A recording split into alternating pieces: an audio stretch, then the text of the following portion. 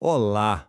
Hoje a gente vai conversar sobre uma das ideias mais fascinantes e com certeza mais desafiadoras da teologia, a predestinação. É um conceito que levanta um monte de perguntas, né? A ideia aqui é a gente usar o nosso texto de referência para desvendar, de um jeito bem claro e organizado, como essa doutrina é construída. Então, qual vai ser o nosso caminho? A gente começa pela base de tudo, que é o decreto de Deus. Depois, a gente afunila para entender o que é a predestinação. Aí vamos investigar aquela pergunta que todo mundo faz: por que essa escolha acontece? Depois, como ela se desenrola na prática e, por fim, qual é o sentido de tudo isso para a vida das pessoas. Vamos começar. Muito bem, nosso ponto de partida é o conceito mais amplo de todos, o decreto eterno. Segundo a nossa fonte, essa é a ideia que sustenta todo o resto. Dá para pensar nisso como se fosse o grande plano mestre por trás de absolutamente tudo. Mas, afinal, o que é esse decreto? Bom, é o plano eterno, sabe? Completo, de Deus para tudo o que acontece. A ideia aqui é que nada, absolutamente nada, pega Deus de surpresa. Desde a eternidade já existe essa determinação que abrange tudo, e ela é guiada pela própria vontade e sabedoria dele. E logo de cara, a gente já se depara com o maior paradoxo de todos. A doutrina afirma duas coisas que, à primeira vista, parecem não bater. Deus decreta tudo o que acontece, mas, ao mesmo tempo, ele não é o criador do mal e a responsabilidade humana é real. A ideia é que essas duas verdades caminham juntas e entender esse equilíbrio é a chave para toda a discussão. Para reforçar o quão absoluto esse plano é, o texto aponta para essa passagem de Isaías. A mensagem é bem direta. O conselho de Deus é inabalável. O que foi planejado de acordo com essa visão vai acontecer. Simples assim. Certo. Agora, vamos dar um zoom. Se o decreto é aquele plano geral para tudo, a predestinação é a parte desse plano que lida especificamente com o destino eterno de anjos e seres humanos. É um foco mais específico.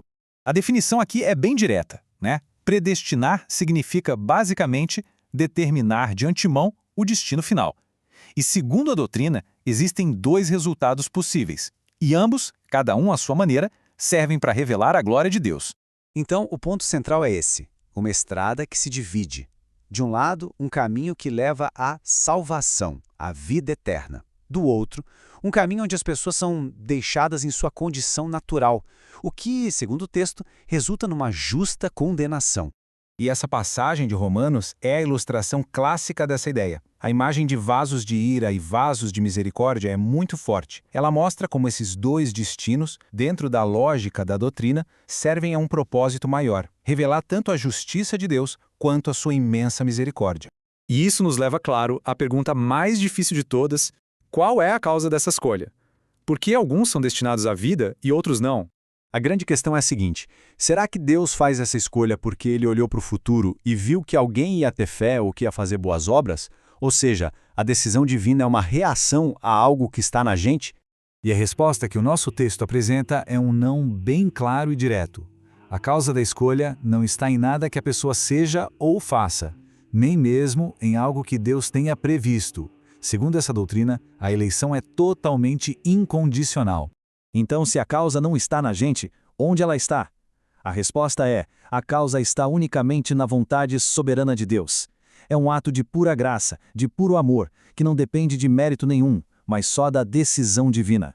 Ok, a gente já viu o que e o porquê. Agora, vamos entender o como.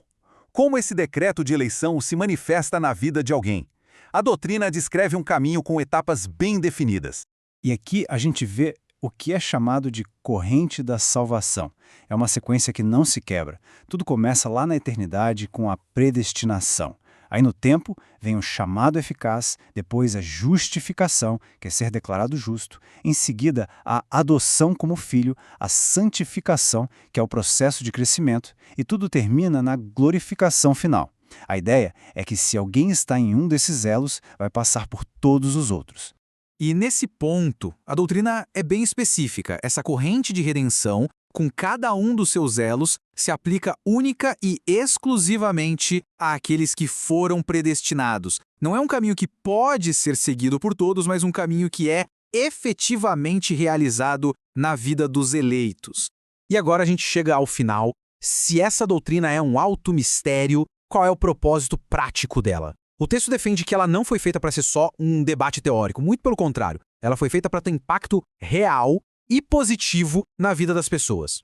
E ao contrário do que muita gente pensa, a ideia não é gerar passividade, de jeito nenhum. O objetivo é que a doutrina produza 4 coisas. Primeiro, louvor a Deus por uma graça que ninguém merece. Segundo, humildade, porque a salvação não depende da gente. Terceiro, diligência, um incentivo para viver de acordo com a fé. E por último, uma profunda consolação, uma segurança. E essa citação ilustra o ponto perfeitamente. A resposta à predestinação não é ficar tentando adivinhar um decreto secreto, mas sim buscar ativamente confirmar a própria eleição através de uma vida diligente, uma vida de obediência. A certeza vem da evidência e não da especulação. E assim a gente fecha a nossa análise, voltando àquele grande paradoxo do começo. Como é que a soberania total de Deus e a responsabilidade real do ser humano podem coexistir? A doutrina afirma que sim, elas não só podem, como andam juntas. O desafio que fica é refletir sobre o que essa tensão toda significa para nossa compreensão de Deus e de nós mesmos.